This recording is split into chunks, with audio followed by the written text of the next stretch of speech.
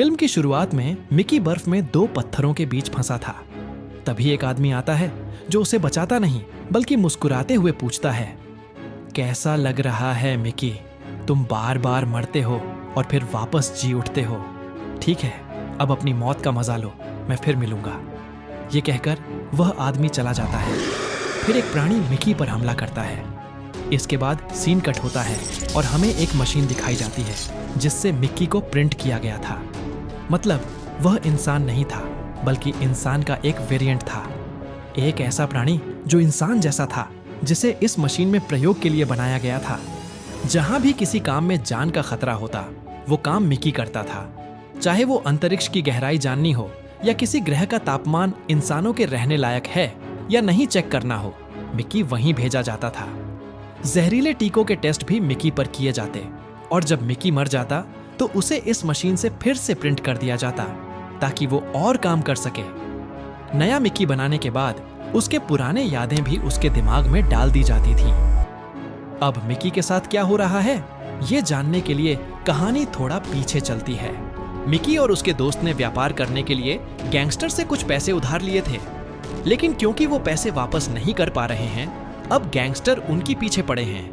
वो आदमी अब धमकी दे रहा है कि अगर तुम पैसे वापस नहीं करोगे तो तुम्हारे किसी भी हिस्से को काट डालूंगा। इस दुनिया में धरती बहुत प्रदूषित हो चुकी है। यहाँ इंसानों के लिए रहना मुश्किल हो गया है। इंसान नए ग्रह की तलाश में हैं जहां वो रह सकें, और इसी तरह एक जहाज भी दिखाया गया है जो नए ग्रह की खोज में जा रहा है। उस स्पेसशिप में बहुत सारे लोग चाहिए थे।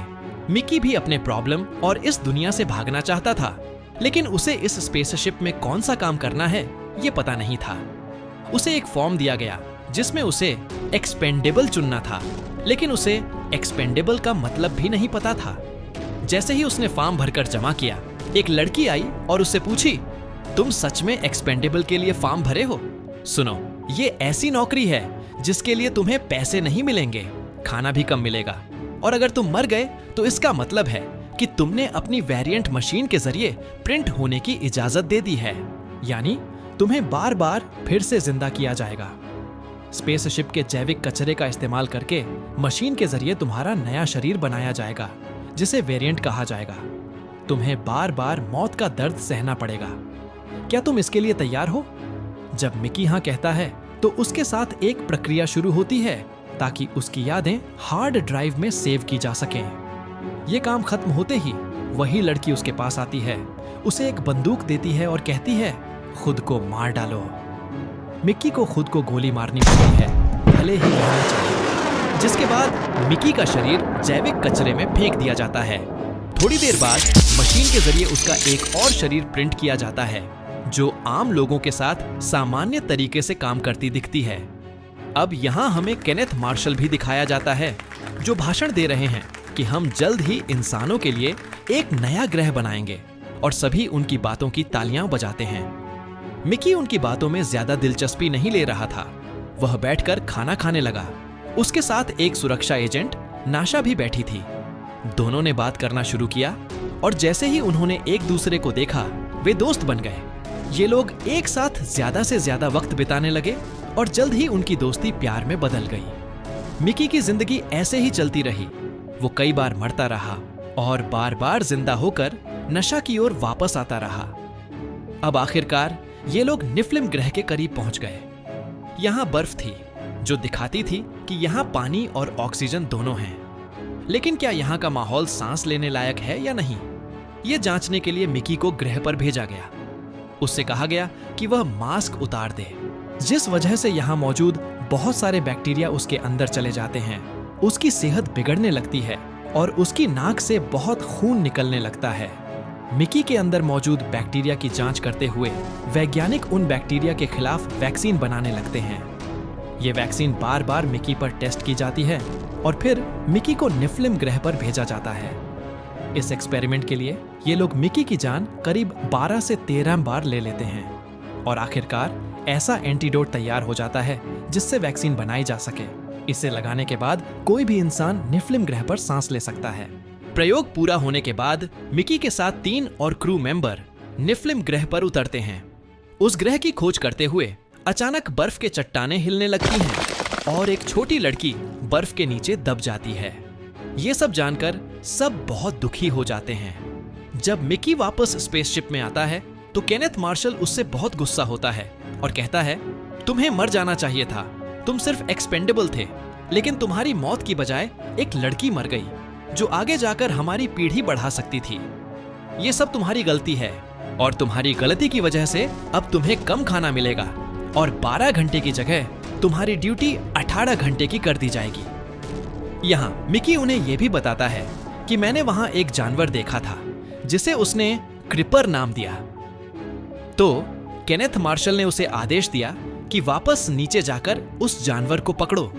मिकी उसके अनुसार फिर से निफ्लिम ग्रह पर उतरता है ताकि वहां से उस जानवर को पकड़ सके और इस सब के बीच वह एक गड्ढे में गिर जाता है। और यही वही सीन है जहां से फिल्म शुरू हुई थी।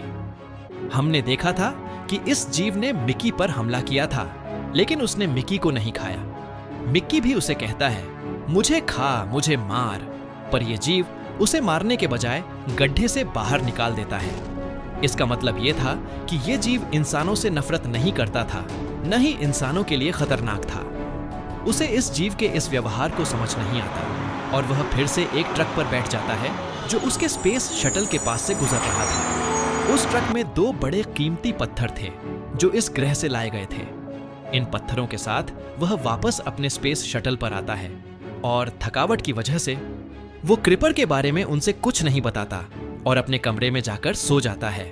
कुछ घंटे बाद जब वो जागा तो डर गया क्योंकि उसके साथ एक और मिकी था। मतलब वह सोचता था कि मिकी मर चुका है और उसने मिकी का एक नया वर्जन बना लिया था, मिकी 18। मिकी 17 ने इस वर्जन से कुछ नहीं कहा, लेकिन मिकी 18 ने मिकी 17 को पीटा और कहा, तुमने अपनी जिंदगी जितनी चाही जी ली, मेरे पास बस 2 घंटे बाकी हैं, इसलिए तुम्हें मरना होगा। वैसे भी एक से ज्यादा मिक्स का जीना गैर कानूनी है। सरकारी अफसरों ने एक साथ कई लोगों के साथ रहने को गैर कानूनी कर दिया। ये कहते हुए मिकी 18 ने कहा, तुम्हें मरने का हक है, मैं तुम्हें मार दूंगा। मिकी 17 बोला, कृपया मेरी सुनो, तुम अपनी जिंदगी जियो, मेरा खाना खाओ, बस मुझे जीने दो, क्योंकि मुझे इंसानों को बताना है कि वो क्रिपर्स इंसानों के लिए खतरा नहीं है। ऐसा नहीं होना चाहिए कि इंसान उन्हें खतरा समझे और सबको मार डालें। ये लोग ऑर्गेनिक वेस्ट के पास खड़े थे और बात कर रहे थे कि तभी मिकी का पुराना दोस्त टेमो यहाँ आया। यही वो लड़का है जिससे मिकी ने दुनिया में कर्ज लिया था और उसकी वजह से आज उसे बेकार समझकर निकाल दिया गया। दोनों उससे नाराज थे, इसलिए दोनों ने टेमो को अनऑर्गेनिक वेस्ट में डाल दिया। लेकिन फिर दूसरे लोग यहाँ आ गए, इसलिए उन्हें टेमो को बचाना पड़ा। जब टेमो वापस आया तो वह डर गया था। उसके डर का फायदा उठाते हुए मिकी 18 और मिकी 17 ने उसे धमकी दी कि अगर तुम किसी को बता दोगे कि हम दोनों वेरिएंट यहाँ जिंदा हैं, तो हम तुम्हें फिर से ऑर्गेनिक वेस्ट में डाल देंगे। तो चुप रहो। वैसे अब मिकी 17 अपने कमरे में चला गया और मिकी 18 को नासा लेकर गया कुछ काम करने के लिए। कुछ समय बाद मिकी के कमरे में केनेथ मार्शल के लोग आए और मिकी 17 को लेकर चले गए, कहते हुए कि तुम्हारे लिए एक दावत रखी गई है। मिकी बहुत खुश हुआ। आज केनेथ मार्शल ने उसे सम्मान दिया और खाने के लिए खाना दिया। मिकी 17, जो लंबे समय से कुछ नहीं खाया था, इस खाने से परेशान हो गया। वह खाना खा रहा था, तभी जेम्मा यहाँ आई। यहाँ की वैज्ञानिक केनेथ मार्शल से कहती है कि यह बिल्कुल सही नहीं है कि किसी को दावत पर बुलाओ, उसे सम्मान दो और उसके बाद उसे गंदा खाना परोस दो जिसमें एक्सपेरिमेंट किए गए हों। यहाँ मिकी 7 टाउन को पता चलता है कि यह सिंथेटिक मीट था, मतलब यह नकली मांस था जिसे पहले किसी एक्सपेंडेबल यानी फालतू इंसान पर आजमाया जा रहा था कि यह इंसानों के लिए खतरनाक तो नहीं। अब उसने सुना था कि इस मांस ने उस पर असर दिखाना शुरू कर दिया। उसका गला सूख गया, उसे उल्टी होने लगी। यह देखकर सबको पता चल गया कि यह सिंथेटिक मीट है, यानी जो नकली मांस उसने बनाया था वो खराब था। यह सब चल रहा था कि अचानक वैज्ञानिक आया और उसे इंजेक्शन दिया। झट से मिकी भी ठीक हो गया, लेकिन जो बर्ताव उसने दिखाया जेम्मा को बिल्कुल पसंद नहीं आया। वह उसे अपनी केबिन में लेकर आई और उसे चाय भी दी। दोनों यहाँ बातें करने लगे और जेम्मा को मिकी का स्वभाव बहुत अच्छा लगा। चाय पीकर मिकी जल्दी से उठ खड़ा हुआ और अपनी केबिन की तरफ चल पड़ा। वहां जाकर उसने देखा कि नशा यानी उसकी दोस्त यहां आई हुई थी और वह इस बार मिकी के साथ बैठी थी। और मिकी 17 को देखकर वह हैरान रह गई कि दो मिकी एक साथ कैसे जिंदा रह सकते हैं। वो किसी तरह इस मामले को सुलझा ही लेती, लेकिन तभी जेम्मा मिकी 17 के पीछे यहां आ गई। वह तुरंत अधिकारियों से शिकायत करने चली गई। तभी नशा ने उसे रोक दिया। नशा ने उससे कहा, देखो मिकी जिंदा है या नहीं, तुम्हें कुछ नहीं मिलेगा, लेकिन मैं मिकी से बहुत प्यार करती हूं, मैं उसके बिना नहीं रह सकती अभी के लिए। जेम्मा उसकी बात सुनती है और इससे पहले कि ये लोग कुछ और कह पाते, वो मीटिंग रूम से बहुत शोर सुनता है। वहां असल में केनेथ मार्शल नेफिलिम ग्रह से लाए गए पत्थरों पर अपना नाम लिख रहा था, ताकि सबको पता चले कि केनेथ मार्शल और उसकी पीढ़ी पहली बार नेफिलिम ग्रह पर आए हैं और यहीं रहने लगे हैं। जैसे ही पत्थर कटता है, उसमें से दो बेल निकलती हैं, जिनमें से एक केनेथ मार्शल पर हमला कर देती है और दूसरी यहीं पर तड़पने लगती है। यहाँ खूब हंगामा मच जाता है और जेम्मा और नाशा उनकी आवाजें सुनकर वहीं आ जाते हैं। सुरक्षा गार्ड्स ने तुरंत उस क्रिपर को मार गिराया जिसने केनेथ मार्शल पर हमला किया था। लेकिन यहाँ हम देखते हैं कि मिकी 18 जो केनेथ मार्शल से बहुत गुस्से में था, क्योंकि उसकी वजह से उसकी जान खतरे में थी, उसने केनेथ मार्शल को मारने की कोशिश की। मिकी 18 की गलती की वजह से सबका ध्यान मिकी 17 और 18 पर चला गया और उनके साथ साथ नशा भी पकड़ में आ गया, क्योंकि नशा ने इस बात की रिपोर्ट नहीं की थी। हम देखते हैं कि वो क्रिपर भी पकड़ में आ गया जो भाग गया था और ये लोग नए प्रयोग शुरू कर देते हैं। अब नशा और मिकी 17 बातें कर रहे थे कि यहाँ एक प्रदर्शन था। वो मिकी से कहता है, देख, जिस आदमी से हमने कर्ज लिया था वो कह रहा है कि हमें जल्दी उसका पैसा लौटाना चाहिए। हमारे पास पैसा नहीं है, तो उसने धमकी दी है कि वो मेरा या तेरा कोई हिस्सा ले लेगा। देख, तू तो बदलने वाला है, अगर तू मर भी गया तो तुझे वापस जिंदा कर देंगे, लेकिन अगर मेरा कोई हिस्सा चला गया तो मैं क्या करूंगा। फिर मिकी 18 कहता है, देख, मैं गुस्सैल हूं और मैं ही था जो तुझे ऑर्गेनिक कचरे में फेंकने वाला था। मेरा गुस्सा बार बार मेरी मुश्किलें बढ़ा रहा है। एक काम करो, तुम मेरे शरीर का एक हिस्सा ले लो। जैसे ही होशी डेमो के करीब आया, मिकी 18 ने उसे झटका दिया, क्योंकि यही उसकी योजना थी। जिसके बाद उसने डेमो की जेब से चाबी चुरा ली। वो अभी अभी छोड़ा गया था कि कुछ और लोग यहाँ आए, क्योंकि उन्हें पता चला था कि केनेथ मार्शल की पत्नी ने उस बेल की पूंछ से सॉस बनाई थी, जिसे वह बहुत पसंद करता था। अब वह उसी बेल की पूंछ चाहता था जिसे उसने जलाने का फैसला किया था कि ये तीनों को छोड़ दिया जाएगा। स्पेस शटल के बाहर लगे कैमरों से केनेथ मार्शल देख पा रहे थे कि इस छोटे से रेंगने वाले जीव को पकड़ने के लिए बहुत सारे रेंगने वाले जीव तेजी से उसके अंतरिक्ष यान की तरफ बढ़ रहे थे। वह सभी को मारना चाहता था, लेकिन फिर उसकी सचिव ने कहा, इनके जीवों को मारने से क्या होगा? तुम्हें कोई फायदा नहीं होगा। पहले ये तीनों जाने दो और अपना काम करने दो। जब उनके जीवों की पूंछें मिल जाएं, तभी उन्हें मारो। नशा उनकी बात सुनकर बहुत गुस्सा हो रही थी। वो केनेथ से बात करने लगी, चिल्लाने लगी कि तुम कितने बेहयाई इंसान हो। अपनी जीभ के स्वाद के लिए तुम कितनों को चोट पहुंचाओगे। तुम्हें बिल्कुल भी शर्म नहीं आती। इसके बाद केनेथ मार्शल गुस्सा हो गया और उसे सजा देने के लिए उसने उस छोटे बेल को रस्सी से बांध दिया और अपनी रस्सी नाशा के दांतों में पकड़ाई। फिर उसे ऑर्गेनिक कचरे के पास रख दिया और कहा, अगर ये रस्सी टूट गई तो उसे मार दिया जाएगा। अब उस छोटे बेल की जान बचाने के लिए नाशा अपनी दांतों से रस्सी पकड़कर रखे हुए थी। जब मिकी 17 और मिकी 18 को स्पेस शिप से ग्रह नेफिलिम पर छोड़ा गया, उन्हें ज्यादा दूर जाना नहीं पड़ा, क्योंकि सारे जीव स्पेस शटल के पास ही थे। मिकी 17, जो पहले ही यहाँ एक जीव से मिल चुका था, उनसे बात करना चाहता था और सब कुछ सुलझाना चाहता था।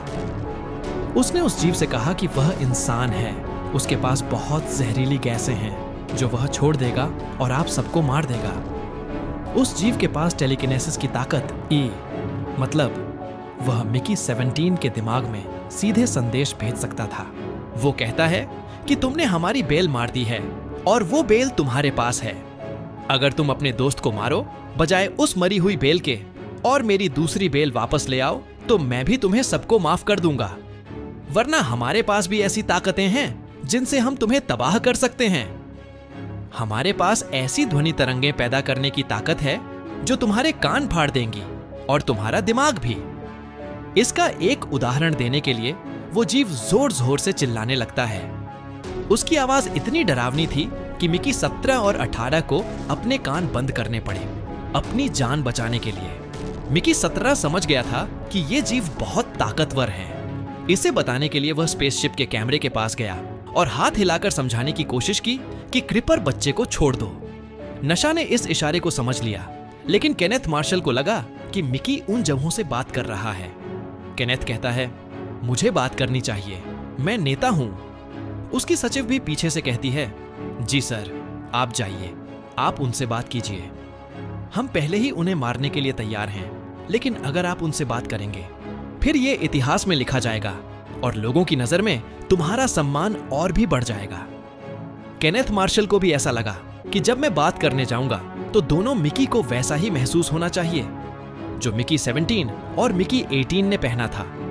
फिर केनेथ बाहर निकलता है तो नशा भी उस छोटे से बेल वाले बच्चे को बचाते हुए सबके साथ लड़ते हुए उसे बाहर ले आता है ताकि ये बच्चा अपनी माँ के पास जा सके। नशा दौड़कर ये बच्चा मिकी 17 को देता है और मिकी 17 गया और ये क्रिपर उसकी माँ को पकड़ लेता है। लेकिन ये बड़ा जीव 2 शर्तें रखता है, एक ये कि उसका क्रिपर वापस किया जाए और दूसरे क्रिपर की जान के बदले यहाँ किसी एक इंसान की जान ली जाए। इसलिए मिकी 17 वही सोचकर केनेथ मार्शल के पास गया और अपने बम का बटन दबा दिया और दोनों की जान यहाँ खत्म हो गई। जैसे ही उसका बदला पूरा हुआ, माँ क्रिपर सबको लेकर चली गई जैसा उसने वादा किया था। उसके बाद हमें 6 महीने बाद का सीन दिखाया जाता है जहां नशा स्पेस कम्युनिटी की हेड बन चुकी है। मिकी 17 अभी भी जिंदा है, उसे एक रिमोट दिया जाता है और नशा कहती है, इससे तुम उस बेकार मशीन को खत्म कर सकते हो जिसने तुम्हारी जिंदगी तबाह कर दी थी। अब मैं अपनी जिंदगी तुम्हारे साथ बिताना चाहती हूँ।